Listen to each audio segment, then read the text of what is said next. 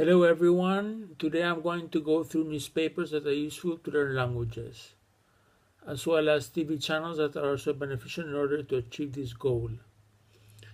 In my opinion, the most prestigious newspapers in English are The Economist, The Financial Times, The Wall Street Journal in the financial sphere, as well as The New York Times and The Washington Post from the East Coast of the United States, as well as The Angeles Times and the San Francisco Chronicle from the West Coast. I also read a Manila Bulletin from the Philippines.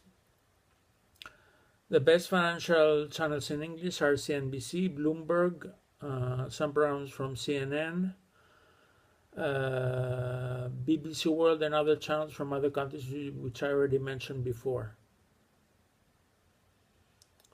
Now I will show you two copies, one from the Financial Times and another one from the New York Times, which I bought today. In the Financial Times, they're talking about something that happened in KPMG, consultancy firm, which has asked top executives over GAPTA scandal. I think GAPTA is something to do with India. That's something to do with India. So the firm's South African leaders depart, auditor missed red flags in country. And it says here, the South African scandal engulfing President Jacob Zuma and the billionaire GAPTA family spread deeper into the global professional services sector yesterday when 8 senior executives were dismissed from KPMG's division in the country. The newspaper also incorporates lots of things about art and other domains, other aspects of life. For example, here in the first page of the Financial Times from today, it says, sale of Hong Kong's lot number 1 poised to draw line under colonial trading story. The Excelsior Hotel on Hong Kong's fabled lot number 1, the first land acquired from the British after the territory became a colony in 1841, is expected to be sold by trading company Jardine Matheson, a move that would close a chapter in the colonial era conglomerate's storied history. Now, the New York Times, there's an article from Paul Krugman, who is one of my favorite economists.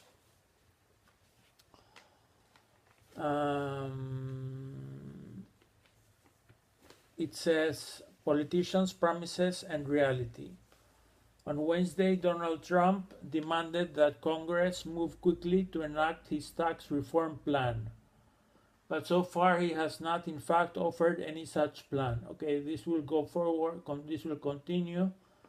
I'm not going to read the whole story. It's an interesting article. I recommend the articles from Paul Krugman in the New York Times. And then in Merkel, women find symbol but not a savior. And then after storm, starting from zero, this is about the hurricane in St. Martin. And then there's an article about the actress Angelina Jolie, who says that she's finding a new compass in a film about Cambodia. Okay, that's Angelina Jolie. And then we've got, okay, that's enough today for as for the newspapers, Financial Times and New York Times. I'm also a subscriber to The Economist online, which I think is very good because they read the articles. You can listen to the articles if you're doing something else like walking or running or doing whatever you want. And I recommend you to read The Economist, which is good not only for economics, for financial news, but also for things to do with science, with geopolitics, and similar things. Okay, so I recommend you to read The Economist very strongly and very firmly. Thank you. That's all I have for now.